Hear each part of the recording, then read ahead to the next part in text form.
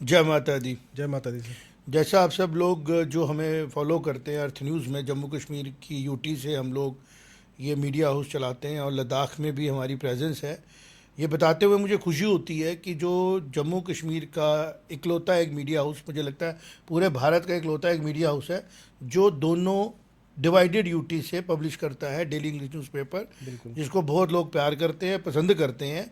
और हमारा जो जर्नलिज्म है वो ट्रुथ पे बेस्ड है और प्रोफेशनली, टेक्निकली एक्नॉलेज्ड है। हमारे साथ जुड़े हुए जितने भी लोग हैं वो अपने माशरे के दिग्गज हैं और समय आने पे वो भी इन स्टूडियोज़ में आके अपनी इंटेलेक्चुअल जो उनके पास वेल्थ है उससे वो वर्ल्ड को इन्फॉर्म करेंगे। और जो भी आज सिनेरियो, आज 2025 में जो सिनेरियो बना है उसके बारे में जनता को बताएंगे। बिकॉज ये एक बड़ा गोल्डन पीरियड है दुनिया के लिए, जब राजाओं के बीच में बात नहीं हो रही है कि राजा सत्ता कैसे चलाएगा, जनता के बीच में बात हो रही है और कोई भी मैनिपुलेशन टिक नहीं पा रही है।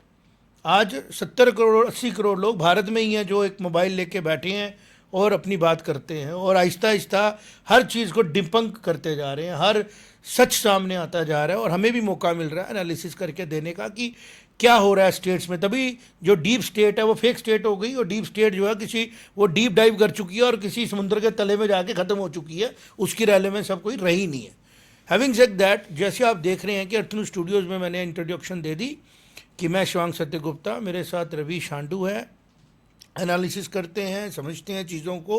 और खुशी इस बात की होती है कि जम्मू कश्मीर की यूटी से हम लोग वो बात करते हैं जो ग्लोबल ट्रेंड्स होते हैं, ग्लोबल ट्रेंड बनने वाले होते हैं। आज बड़ा एक इम्पॉर्टेंट इवेंट जो सामने आया, जिसको बोलते हैं ना, it is a revealed truth. ऐसा नहीं है कि आज ही हो रहा है, ये रिवील अभी हुआ। कुछ चीज़ें ऐसी होंगी जो कुछ लोगों को पसंद नहीं आएंगी, लेकिन सच सच होता है, पसंद आए कि ना आए। सच ये है कि जो पाकिस्तान है वो एक ज़मीन का टुकड़ा डिवाइडेड नहीं है भारत से अलग हुआ। वो एक ऐसा टुकड़ा है जिसके अंदर भारत ने अपना कैंसर कंटेन करा दिया।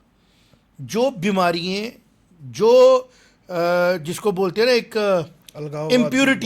इम्प्यूरिटीज़ अलगाववाद अलग समझते हैं। अलगाववाद, इम्प्यूरिटीज़ आपको रोकने के लिए जो साजिशें की गई, जिस तरीके के हालात आपको भारत को एक महान राष्ट्र मॉडर्न टाइम में बनने से रोकने के लिए, भारत को बबर शेर से रिड्यूस करते करते सोना तो नहीं ले सके इतनी जल्दी, चिड़िया के लिए तौर पे उसका नाम डाल दिया गया चिड़िया।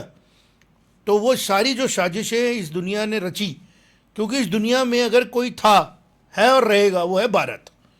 और भारत को तोड़ने के तरीके निकाले गए और तोड़ने के बड़े तरीके निकाले गए। जब ये लोग यहाँ पे आए तब भी निकाले, जब जाइए हिस्ट्री के बीच में जाके मैं ज़रा बातें नहीं करूँगा। लेकिन आज भारत का जो कल की अवतार है ना, वो अपना रंग दिखा रहा है। स्पिरिचुअलिटी में इसको कैसे मानते हैं, वो होंगे और वो हैं और वो आएंगे दुनिया में। लेकिन आज जो मैं कल पुर्जों की बात कर रहा हूँ, ये एक ऐसा फिलोसफिकल वर्ड मैं यूज़ कर रहा हूँ। कल पुर्जे बोलते हैं उन चीज़ों को जो टेक्नोलॉजी के साथ जुड़ी होती हैं। तो आज टेक्नोलॉजी अपना काम बढ़िया तरीके से कर रही है और डिबंक कर रही है सारी चीज़ों को कि जो पाकिस्तान, जो जो सो कॉल्ड कंट्री बनी और जो एक टुकड़ा है भारत का, बांग्लादेश एक टुकड़ा है भारत का, जो भारत से टूट के अलग हुआ और अलग होने के बाद वो सूख रहा है, वो प्रॉस्पेरिटी के साथ आगे नहीं बढ़ रहा है। जैसे कोई पेड़ की कोई टानी, पेड़ का कोई पत्ता अलग हो जाए और बोले मैं पेड़ बन जाऊंगा, तो वो उसके लिए जड़ें भी चाहिए और उसके पास डीएनए के पूरे ट्रेड्स होने चाहिए। पाकिस्तान और बांग्लादेश के बाद ये दोनों ही ट्रेड्स नहीं है, ट्रेड्स ही नहीं है पूरे करेक्टर के। पूरा करेक्टर है जो सनातन सभ्यता से चलता है। खंडहर तो रह गए मोहनजोदड़ो में, सभ्यता वहाँ से भाग गई। जो लोग वहाँ रहते थे, जो सोचें वहाँ चलती थी, वो पाकिस्तान को नहीं मिली। पाकिस्तान को एक खंडहर मिले, पाकिस्तान को आर्काइव्स मिले मोहनजोदड़ो के और उधर हरप्पन सिविलाइजेशन के। जो सिविलाइजेशन की नॉलेज थी वो आ गई, जो आज प्रेजेंट भारत आप देखते हैं कश्मीर से लेकर कन्याकुमारी तक का, उसमें आ गई सारी की सारी चीज़ें।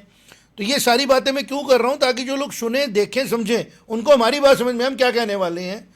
पाकिस्तान का जो भी आप न्यूज़ सुन रहे हैं उसको आज हम इस तरीके से डिकोड करने वाले हैं कि पूरे नेशनल मीडिया को समझ में आएगी कि जम्मू कश्मीर में एनालिस्ट करने वाले लोग बैठे हैं, और जम्मू कश्मीर क्यों एक इम्पॉर्टेंट स्ट्रेटेजिक इम्पोर्टेंस लेके बैठने वाला मुल्क है, स्टेट है हमारी जम्मू कश्मीर, क्यों इम्पोर्टेंट है? वो इसलिए है जी जी क्योंकि जिसको आप पाकिस्तान सऊदी अरेबिया का पैक्ट बोल रहे हो ना, जो हुआ वो पाकिस्तान सऊदी अरेबिया का पैक्ट नहीं है, वो अमेरिका द्वारा बनाया हुआ पूरा नेटवर्क है। और उसी दौरान 2 दिन पहले कॉल आना, ये पूरा सेट था, और उसी के बीच में बड़ी चीज़ें ऐसी हो रही हैं जिनको हम आगे चल के डिकोड करेंगे। तो पहले हमने बता दिया कि जम्मू कश्मीर की धरती से अर्थ न्यूज़ शिवांग सत्य गुप्ता, रवि शांडू बता रहे हैं, उसको अच्छे तरीके से आप लोग हमारे चैनल को, बहुत सी एजेंसियों ने मुझे लगता है जो एंटी नेशनल हैं उन्होंने ऐसे तरीके से रखा हुआ है कि ये शेयर ही ना हो, इस चैनल को रीच ही ना मिले। लेकिन हम आपसे रिक्वेस्ट करेंगे, 2 4 5 10 लोग हमें देखते हैं वो इसको शेयर करें ताकि आम लोगों तक सच पता लगे। सच ये है रवीश की, ये अमेरिका की जो भी एजेंसीज पूरे वर्ल्ड में काम कर रही हैं ना, वो हर जगह से एक्सपोज हो रही हैं, और हर जगह से उनका बनाया हुआ नैरेटिव टूट रहा है। छोटे मोटे मुल्कों में पैसे के लालच में उनका इंफॉर्मेशन नेटवर्क बंद करके वो तो कुछ कर पा रहे हैं, लेकिन जो भारत के अंदर उनका जो नेटवर्क है वो उस तरीके से इस्टेब्लिश नहीं हो पा रहा।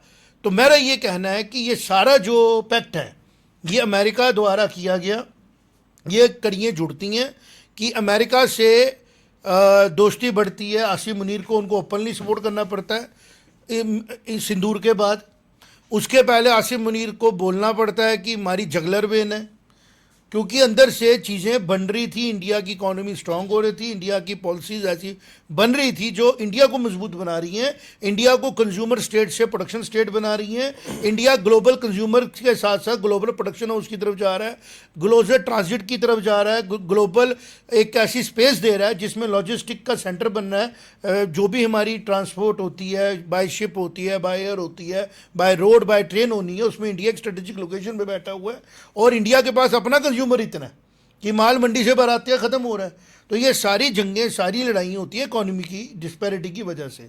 तो अमेरिका बड़े सालों से लगा हुआ था कि किसी तरीके से हम इसको ख़त्म कर पाएँ, और अमेरिका के पीछे की सोचें जो ब्रिटेन से कहीं से चलती हैं, और उन लोगों ने जो काम किया उसका नतीजा आज सामने आया। क्या नतीजा सामने आया? क्योंकि सऊदी अरब कमज़ोर मुल्क है, इट्स नॉट अ स्ट्रॉन्ग मुल्क, ना उसके पास अपनी लेबर्स हैं, ना उसके पास अपना ह्यूमन रिसोर्स है, ना उसके पास अपने ऐसे कोई नेचुरल रिसोर्सेज है पेट्रोल के अलावा जिसको वो बेच के कुछ करता है। और उसका पेट्रोल की खपत कौन करता है? सबसे ज़्यादा यूएसए, ठीक। और दूसरा कंट्रोल भी कौन करता है? यूएसए। अगर वहाँ पे कोई बिल्डिंगें बन रही हैं, वहाँ पे टेक्नोलॉजी आ रही है, तो यूएसए। और यूएसए और पाकिस्तान का रिश्ता क्या है वो मैं बताता हूँ। बेसिकली पाकिस्तान की खुद ही कोई आइडेंटिटी है नहीं, ना उसकी कोई आइडियोलॉजिकल आइडेंटिटी है, ना उसकी कोई जोग्राफिकल आइडेंटिटी है। वो एक जिसको बोलते हैं ना, हमने एक गैप रखा होता है, गैप रखा होता है जिसका इस्तेमाल जब हम चाहें करें। तो पाकिस्तान का इस्तेमाल अमेरिका ने हमेशा किया, और बदकिस्मती है पाकिस्तान के लोगों की जो अपने आप को समझ ही नहीं पाए और हमेशा उन लीडरों के पीछे गुजरे जो लीडर हमेशा पाकिस्तान के टाउट बने। और जो लीडर बोल पाया कि हम किसी के टाउट हैं और इससे हमारी लॉन्जिविटी पे असर आ रहा है, हमारे लोगों की सिक्योरिटी सेफ्टी पे असर आ रहा है, उनको इन्होंने जेलों में डाला या फांसी दे दी। ये है ट्रुथ। और वो ट्रुथ सामने आया जब अमेरिका के कहने पे सऊदी अरब ने और पाकिस्तान ने एक पैक्ट किया। वो कैसे हुआ पता आपको? अमेरिका जो है ना, ये सबसे बड़ी गिरगिट है दुनिया की, जो हर मोड़ पे रंग बदलती है। जब ये फ़ोन आया था ना मोदी जी को की बर्थडे पे, तो मैं समझ चुका था इसके बाद कोई बड़ी चीज़ सामने आएगी। और बाहर आ सवाल, एक तरफ सऊदी अरब करेगा पैक्ट और समझौता या एक अंडरस्टैंडिंग साइन करेगा कि अगर पाकिस्तान पे अटैक होता है तो सऊदी अरब पे अटैक माना जाएगा, अगर सऊदी अरब पे होता है तो होता जाएगा। अब हम ये सवाल करें, पाकिस्तान को किससे खतरा है? ओके, और सऊदी को किससे खतरा है? सऊदी को खतरा है इजराइल से। तो इजराइल का मेन फीडर कौन है? चाहे वो टेक्नोलॉजिकल हो, चाहे वो मॉरल हो, कौन है बताओ आप मुझे? अमेरिका। अमेरिका। इंडिया अगर अपनी सोवरेनिटी के लिए, अपनी जियोग्राफिकल बाउंड्रीज को कंट्रोल करने के लिए यूएनओ से अपने आप को लाता है कि अब हमारा बायलैटरल है, हम यूएनओ में जो गए थे वो उसके लिए किसी ने माना नहीं है, अब ये हमारा मैटर हो गया। उसके बीच में सबसे बड़ा रोल प्ले करने की कोशिश कौन करता है? अमेरिका। और पाकिस्तान को आज तक सर्वाइवल किसने दिया? अमेरिका ने। और पाकिस्तान के थ्रू अपने अंदर डिस्टर्बेंस किसने क्रिएट कराई? अमेरिका ने। इसी तरह पाकिस्तान के थ्रू अफगानिस्तान के अंदर किसने डिस्टरबेंस क्रिएट कराई? अमेरिका ने। तो असली लड़ाई किसके और किसके बीच में है? अब आया सारा सच सामने। एक मॉरली करप्ट झूठा आइडियोलॉजी का मुल्क जो अपने लोगों को बोलता है मैं डेमोक्रेसी का पुजारी हूं, डेमोक्रेसी वहां है नहीं, ठीक है। और एक ऐसा मुल्क, ऐसा देश, ऐसा ईश्वर से बनाया हुआ, ईश्वरों के, देवताओं के द्वारा बनाया हुआ है ना, देवताओं को, वो भारत है। आज टेक्नोलॉजी की हेल्प से वो सामने आमने खड़े हैं और भारत पीछे नहीं जा रहा है। लोग टैरिफ की बात कर रहे थे, मैं बात टैरिफ की कर ही नहीं रहा था। मैंने कहा हमें इस चीज़ से बाहर आना ही आना, और आ चुके हैं। और उसके बाद नेचुरल एलाइज आपस में जुड़ रहे हैं और जुड़ चुके हैं। अब ये जो थ्रेट है ना, तो जैसे होता है ना कि एक बुखलाया हुआ इंसान कुछ ना कुछ कर रहा है, सऊदी अरब हो, यूएई हो, पूरे मुल्क इकट्ठे हो जाएं, भारत का या पाकिस्तान का कोई उसमें उसका स्टेक ही नहीं है, सिवाय इसके कि पाकिस्तान को एक हॉक्स बना के रखा हुआ है कि न्यूक्लियर स्टेट है। फिर क्या, जब जंग की बात आएगी चाहता कोई नहीं है, लेकिन भारत किसी भी जंग से पीछे नहीं हटता है। और जिस भी हिस्ट्री ये जानती है, 25 लाख भारत के सैनिकों ने ब्रिटेन की तरफ से वर्ल्ड वॉर 2 में लड़ाई की थी। समझ में आई ना? जो ब्रिटेन अपने आप को बोलता है ना कि मैं बड़ा अच्छा सर्वाइव कर पाया वर्ल्ड वॉर 2 में, तो वो इंडिया के 25 लाख सैनिकों के सिर पे बोलता है।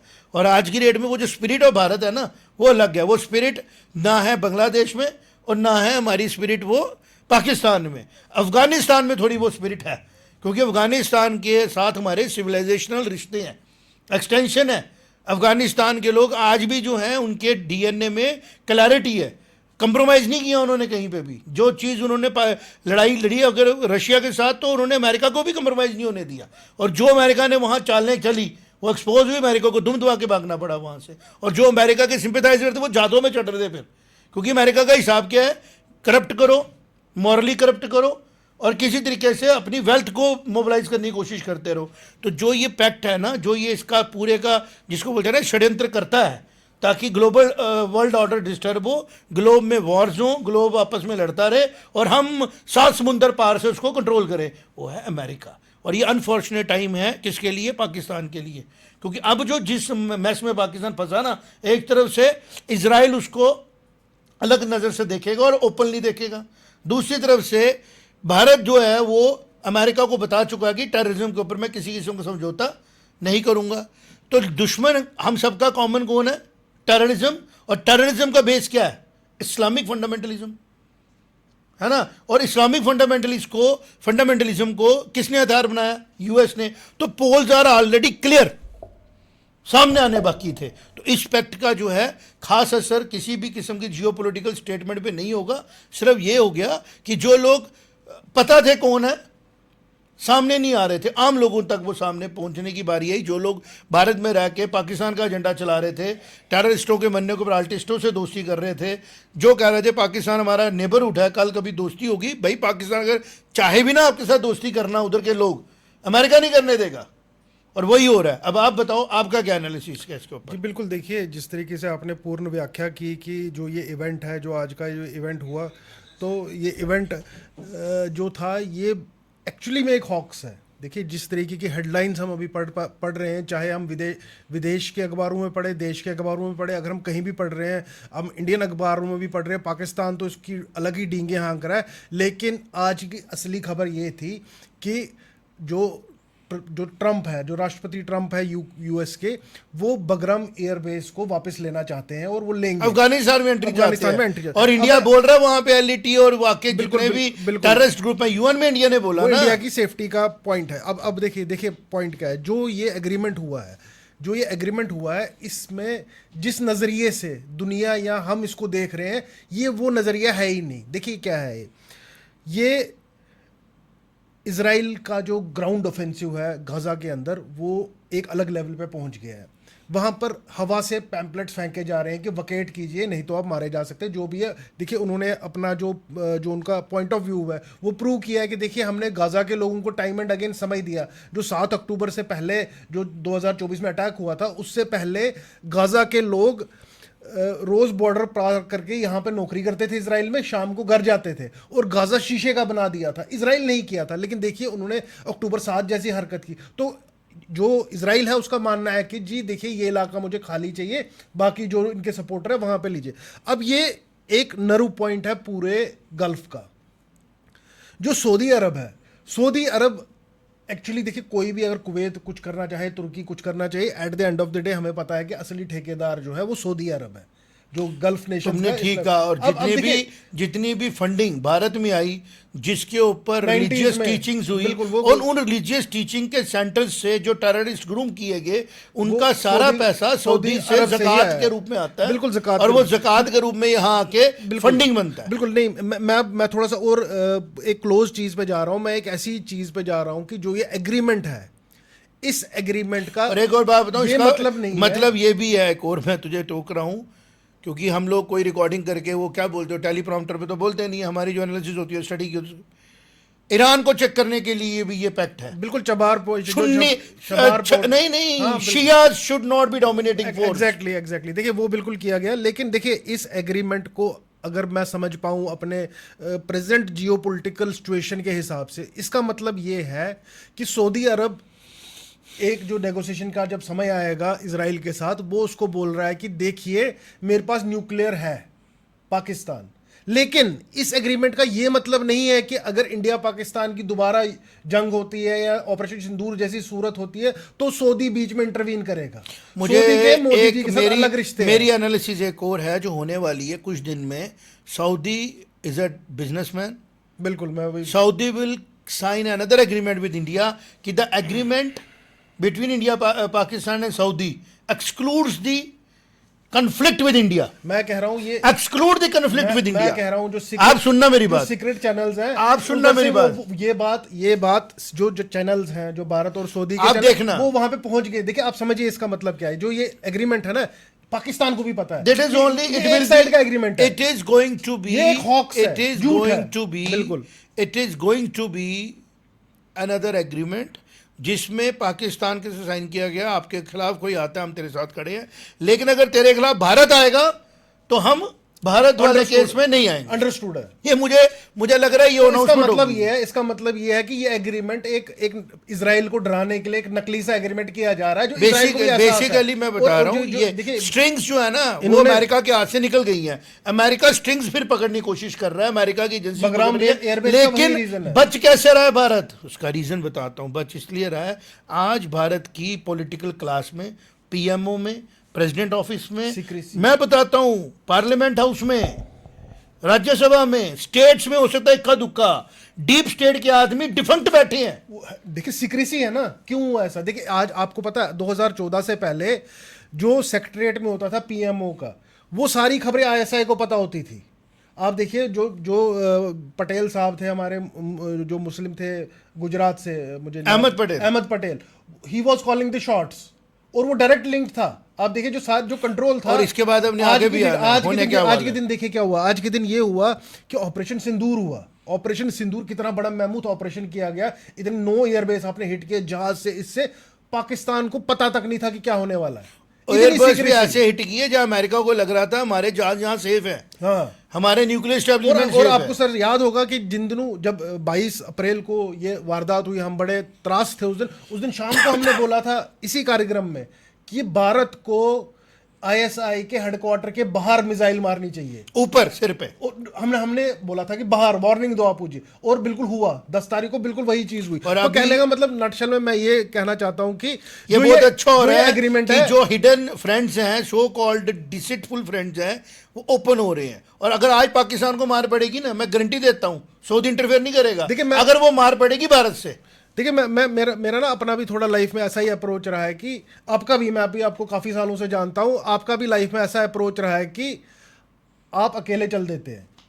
देखिए, आप किसी के ऊपर नहीं रहते या हम किसी का वेट नहीं करते। भारत वैसा ही है। देखिए, भारत को ना किसी फ्रेंड या किसी फो का कोई हमें फिक्र नहीं है। सेल्फ सस्टेनिंग मॉडल है हमारा, एक यूनिवर्स है भारत। एक तरफ हमारे हिमालय है, दूसरी तरफ समुद्र है, 3 ओशन से हमारे आगे से कनेक्ट करते हैं। 5000 साल पुरानी सभ्यता है, और हम लोग सस्टेनेबल मॉडल पे काम करते हैं। इकोनॉमिकल डिस्पैरिटी आए, अकाल आ जाए, हम व्रत रख के गुजारा कर लेते हैं। लेकिन सच ये है कि जो पाकिस्तान का टुकड़ा हमारे से अलग किया गया, वो टुकड़ा आए दिन हमारे को अपनी गलतियां, अपनी चीज़ों में इन्वॉल्व करता है।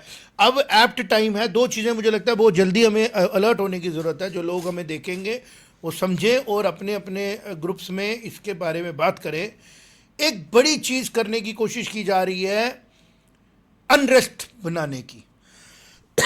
आप देखें, जब मिनॉरिटीज को डरा के आपको खतरा खतरा है, अनरेस्ट नहीं बना, क्योंकि उनको लग रहा था ग्राउंड में तो खतरा है नहीं, हमें कोई घरों में घुस के मार नहीं रहा, हमें कोई हरास नहीं कर रहा, तो मिनॉरिटीज़ को प्रोवोक करने में फेल हो गई एजेंसीज, जो भी फॉरेन की एजेंसीज है, पाकिस्तान की एजेंसीज हैं या यूएस की हैं या किसी भी कंट्री की एजेंसीज भारत में काम कर रही है, फेल हो गई।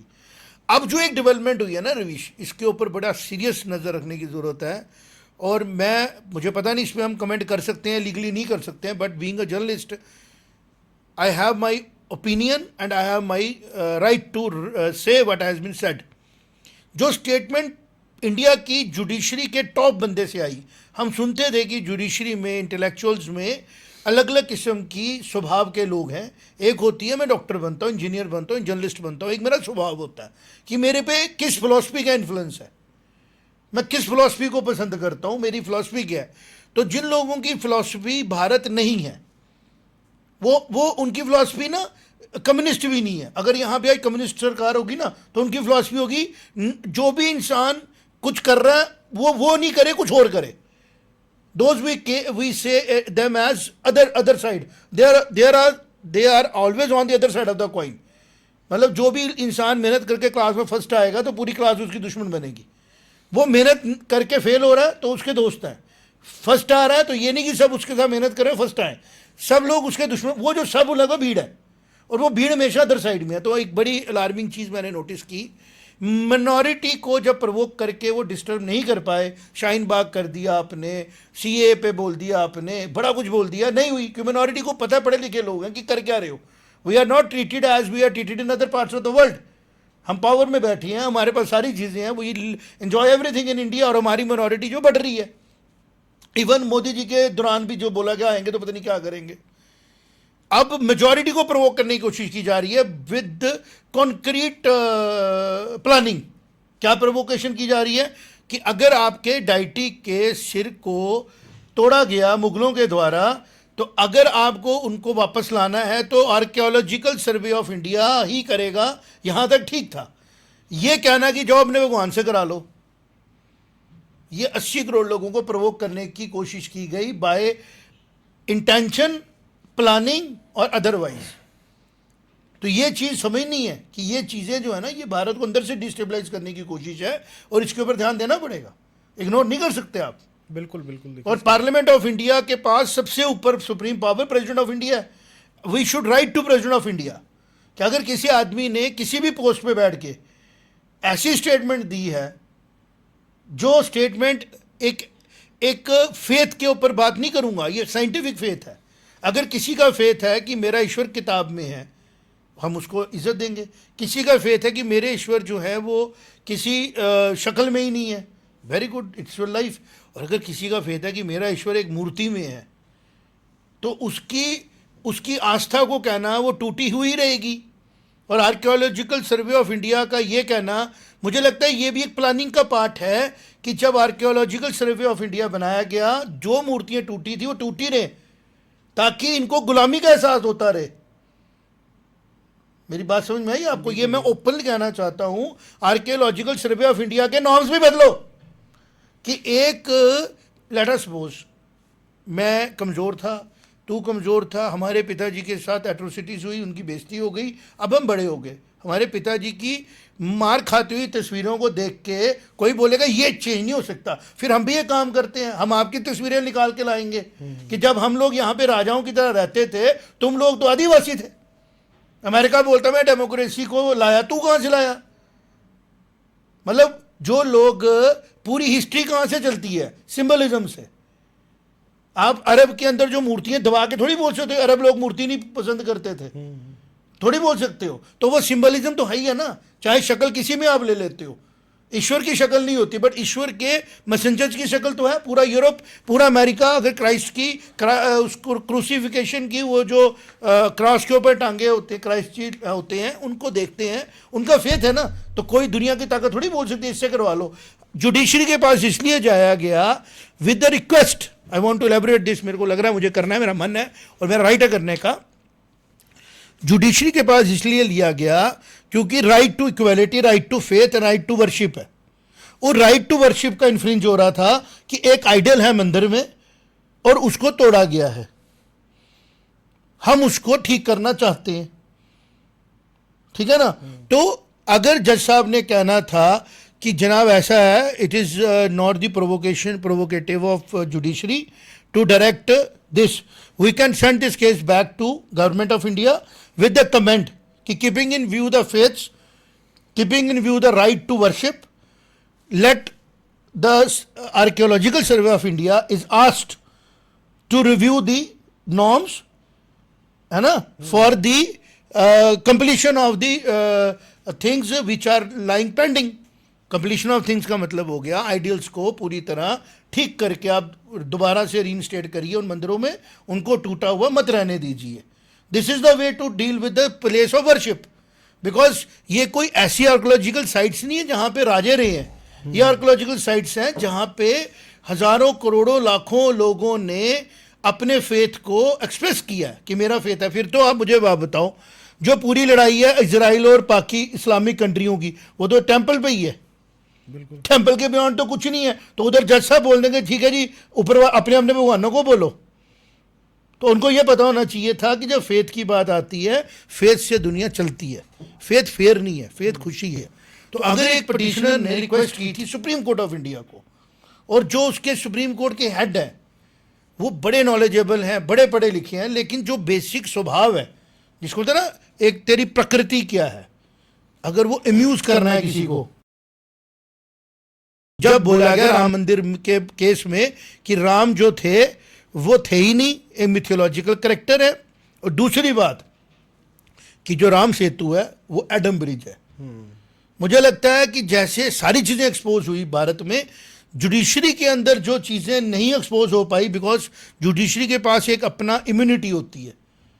आम जनता में ये बात अब डिस्कस हो रही है कि जज साहब ने केस को कहना था कि मेरे पास लीगल स्ट्रेंथ नहीं है to tell archaeological survey of India कि आप इस मूर्ति को कंप्लीट कराने की परमिशन दो, है ना। उन्होंने ये नहीं कहा कि मेरे पास, उन्होंने कमेंट किया अब ये कोर्ट नहीं है इस काबिल, आप अपने भगवान जी को बोलो। तो मुझे लगता है कि इसके ऊपर इमीडिएटली कुछ लोगों को प्रेसिडेंट ऑफ इंडिया के पास, हम तो करेंगे कोशिश करने की कि सर इसके ऊपर प्रेसिडेंट ऑफिस जो है, जो सुप्रीम ऑफिस है वो हमारे भारत का, वो इसके ऊपर संज्ञान ले कि इसके ऊपर क्या कॉन्स्टिट्यूशनल हम लोग स्टैंड ले सकते हैं for this comment.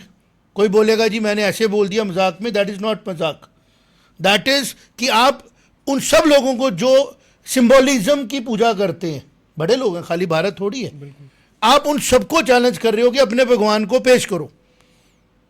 This is something which is very serious thing. और जो मैं इसको कनेक्ट कर पा रहा हूँ, मैं यहाँ कनेक्ट कर पा रहा हूँ कि जब आप मिनॉरिटी को प्रोवोक नहीं कर पाए, आप मेजॉरिटी को प्रोवोक कर रहे हो to build pressure inside the country कि देखो जी जो सुप्रीम ऑफिस है जहाँ से जुडिशरी हमें न्याय मिलना है, वही 80 करोड़ लोगों का मजाक उड़ा रहा है, जो लोग आइडल वर्शिप करते हैं।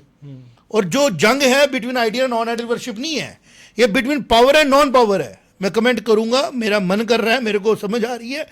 एक लोग कम्युनिटी 200-300 करोड़ तो थे ही नहीं जो आइडियल वर्शिप करते थे, मूर्ति पूजा करते थे, वो वेल ऑफ थे, सरमाया था उनके पास, लक्ष्मी माता की मूर्तियाँ बना रहे हैं, उनके करेक्टर को देख रहे हैं, उनके आभूषणों को देख रहे हैं, सरस्वती माता की मूर्ति बना रहे हैं, उसमें ज्ञान को देख रहे हैं, उनको म्यूजिक दिया गया है, उनको किताबें दी गई हैं, सिंबॉलिज्म है। ज्ञान क्या होता है?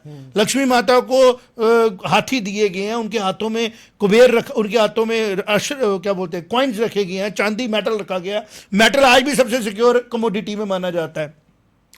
काली माता की पूजा करते हैं, वॉर वर्शिप करते हैं कि 18 भुजाएं, 18 में वेपन्स हैं। तो ये सिंबॉलिज्म है जिससे क्लैरिटी होती है हमने करना क्या है।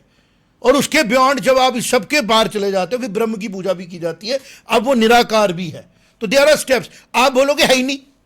एक छोटे बच्चे को हम देते हैं पहले एप्पल, सॉफ्ट सा, फिर वो कहता हाँ जी एप्पल है, फिर आहिस्ता आहिस्ता उसको एप्पल मुंह से बोलते हैं, उसके मन में पिक्चर बनती है। अब सीधे थोड़ी बोलते हैं तू सोच, जिसने एप्पल देखा ही नहीं। अब जो शेप उसने देखी होती है उसको विजुलाइज करके वो फेथ बनता है, वो डिसिप्लिन होता है, लाइफ में आगे बढ़ता है, 70-80 साल की जिंदगी जीता है। अगर वो उतना मेच्योर होता है कि ब्रह्म को समझ सके तो पहुंच जाता है ब्रह्म तक, और नहीं मेच्योर होता है नहीं पहुंच पाता है।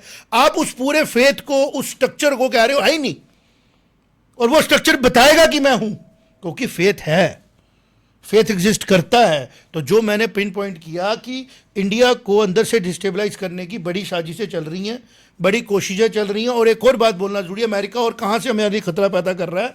जो एक ऐप अमेरिका के द्वारा डिज़ाइन की गई वो है इंस्टाग्राम, वो है फेसबुक। इंस्टाग्राम पे आप ऐसे काम कर सकते हो जो किसी की भी पर्सनल लाइफ को टार्निश कर सकता है।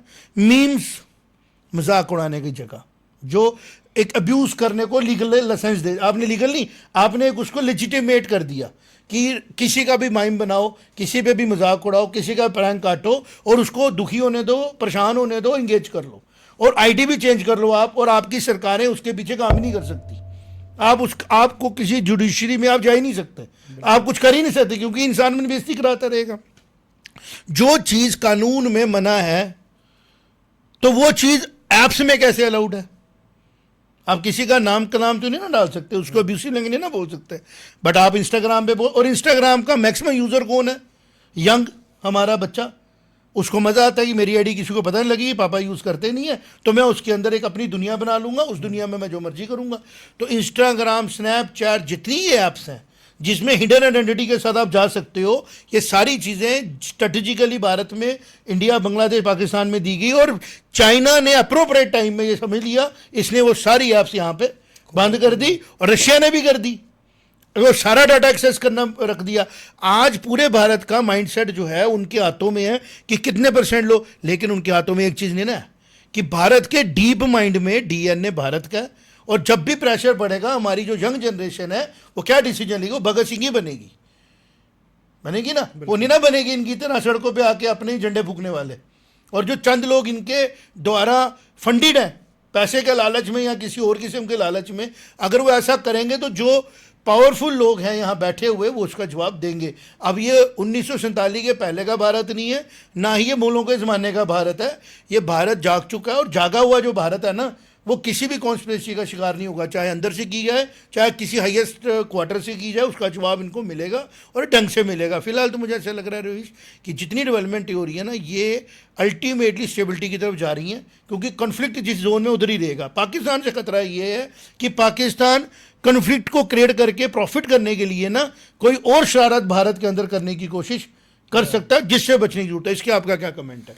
जी बिल्कुल, देखिए पाकिस्तान तो इस टाइम पे बड़ा ही कॉन्फिडेंस से आगे चल रहा है, और एक जो नए जोश से, वो मैं कहूँगा वो एक डर भी है उनको, आगे बढ़ भी नहीं रहे हैं इतने तरीके से। लेकिन जो अमेरिका और सऊदी अरब दोनों के साथ जिस तरीके के अब उसके रिश्ते बने हैं, तो वो कुछ ना कुछ करने की कोशिश करेगा। और इसमें देखिए उसका सबसे पहले वो जो काम करता है पाकिस्तान की, देखिए एक सिंपल स्ट्रेटजी रही है, 2 शब्द की स्ट्रेटजी, उसको बोलते हैं प्लॉजिबल डिनाइबिलिटी। प्लॉजिबल डिनाइबिलिटी का मतलब है कि ऐसा काम करना है जिसको वो बोले कि मैं तो किया ही नहीं है, ये कश्मीर में कुछ हो रहा है जी, वो तो कश्मीरी कर रहे हैं, मैं तो कुछ नहीं कर रहा, वो परेशान है, तो वो इंडियन पॉलिसी से ऐसा एक नैरेटिव बनाना। तो लेकिन मैं बात बताऊंगा कि जो इस टाइम पे मोदी सरकार की जो सीक्रेसी से, जिस तरीके से और जिस सीक्रेसी से काम चल रहा है, और जो उनका दृढ़ निश्चय और जो उनका विजन है, मतलब कि वो जो जिस तरीके से आपको रफेल के, आजकल मैं बताऊंगा लेटेस्ट इस टाइम पे Rafale 126 Rafale made in India होने वाले हैं।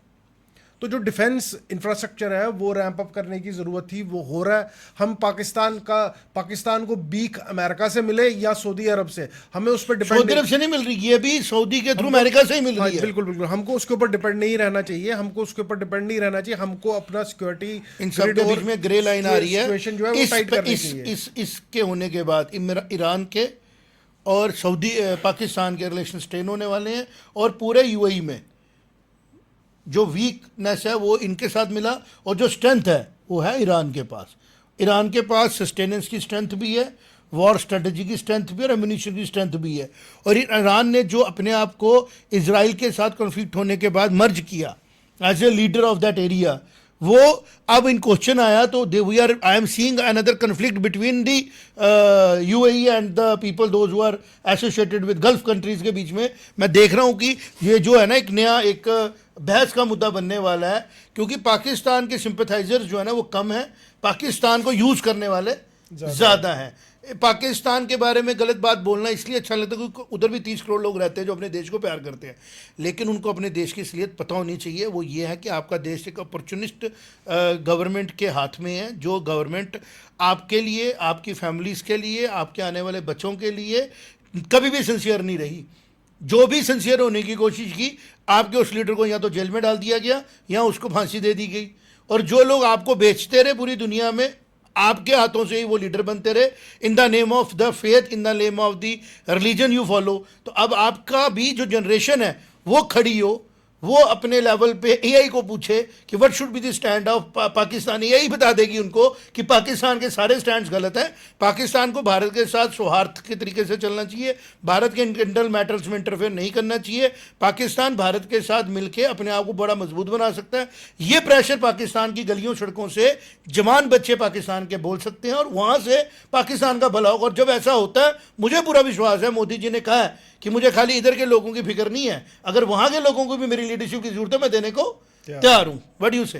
जी बिल्कुल, देखिए जो असली जो इस सारे कन्फ्लिक्ट के जो असली भुगतभोगी हैं वो तो पाकिस्तान की आम जनता है, जिनको रोटी 100 रुपए में बेची जा रही है और आर्मी के लिए सब कुछ बिल्कुल वैसे खरीदा जा रहा है जो ड्रोन या जो इस्तेमाल किए गए भारत के खिलाफ। इसके विपरीत अगर हम उतनी दूर ना जाए, अगर हम सिर्फ जम्मू कश्मीर और जो पाक ऑक्यूपाइड जम्मू कश्मीर की बात करें, देखिए पाक ऑक्यूपाइड जम्मू कश्मीर में जो असेंबली है वो कानून साज असेंबली नहीं है। यहाँ पे 370 था, यहाँ पर जो सिटीजन था JNK का, उसका राइट रेस्ट ऑफ इंडिया के सिटीजन से ज़्यादा था। लेकिन POJK के अंदर जो वो वोट करते हैं लोग, वो जो बंदे जो चुने जाते हैं, वो सिर्फ एक बहसबाजी कर सकते हैं, वो कोई कानून नहीं बना सकते। उनका काम सिर्फ एक है कि वो एक कठपुतली की तरह इंडिया के खिलाफ स्टेटमेंट देंगे। तो वहाँ पे POJK के अंदर कितनी ज़्यादा सब्जुगेशन हुई। वहाँ पे मीरपुर था, मीरपुर टाउन में जो 60-70 के दशक में वहाँ पे डैम बनाया गया, मंगला डैम, तो सारी के सारे लोग वहाँ से भाग गए।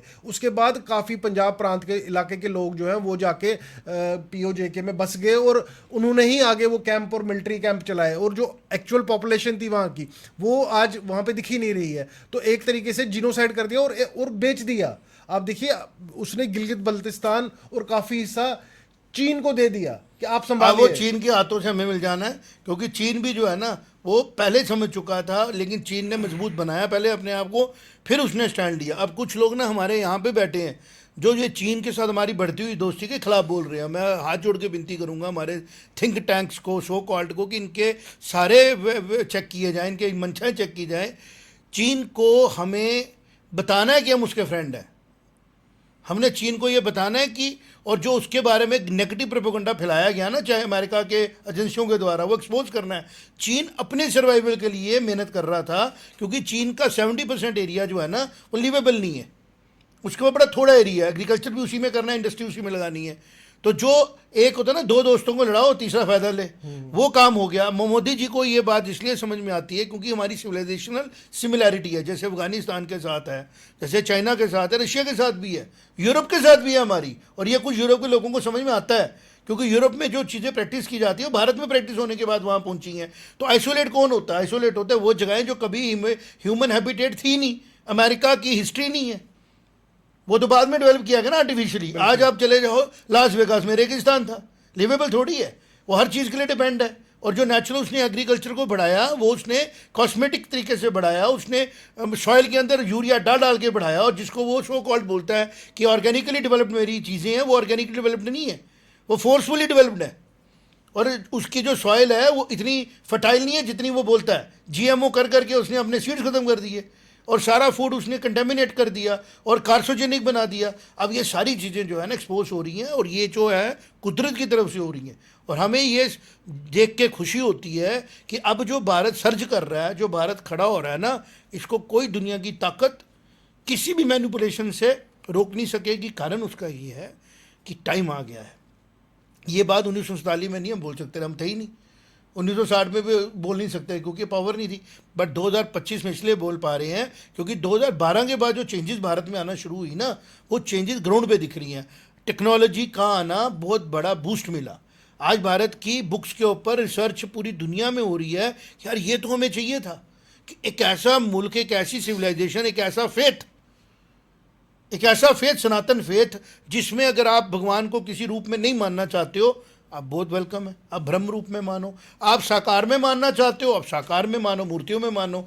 आप किताबों में मानना चाहते हो, आप बुक में मानो। आप जब हम भागवत कथा करते हैं ना, तो बुक होती है ना जो भागवत, उसको मानते हैं। ये हमारे लिए वेद पीठ है, वेद व्यास की पीठ है, उसको भी रब का रूप मानते हैं, गुरु का रूप मानते हैं, उसकी पूजा होती है। लोग गुरुओं की पूजा करके अपने आप को सॉलेस में ले जाते हैं और मोक्ष में ले जाते हैं। जो सुप्रीम अचीवमेंट है किसी भी बॉडी और माइंड एंड सोल की, वो भारत की सभ्यता में मिलती है, लाइफस्टाइल मिलता है। कोई इंसान खाना चाहता है नॉन वेज, वो तमस फूड खाता है, उसका स्वभाव वैसा होता है। तो दिस इज़ जिसको बोलते हैं rising time of the Bharat. और भारत को सिर्फ अभी इस टाइम पे थोड़ा प्रिकॉशन लेके चलने की ज़रूरत है कि जो चीज़ें प्लांट हो चुकी हैं कई सालों से, आज वो लोग अच्छी पोजीशनों में बैठे हैं। वो बेसिकली एक होता है ना, मुखौटा पहने हुए लोग हैं, उनको समझने की ज़रूरत है। और मुझे ऐसा विश्वास है कि जो परम शक्ति दुनिया की है वो भारत के साथ बड़ी सुदृढ़ता के साथ खड़ी है, और रशिया के साथ भी खड़ी है, चाइना के साथ भी, और इनके साथ सबको यूनाइट होना पड़ेगा। लेकिन पाकिस्तान चूंकि पार्ट था इस सिविलाइजेशन का, ताकत उसके पास भी है सोच की। वो सोच गलत तरीके से अगर गलत लोगों के हाथों से हैंडल हो चुकी है, हमें उससे घर का भेदती है। वो भारत का भेदती है, भेद है उसको भारत का, भारत के लोगों का, भारत के पॉलिटिशियंस का। क्योंकि 47 के पहले जो नेहरू जी थे वो उनके सारे दोस्त थे, बट जो अब पॉलिटिशियन आ रहे हैं वो उनके दोस्त नहीं है।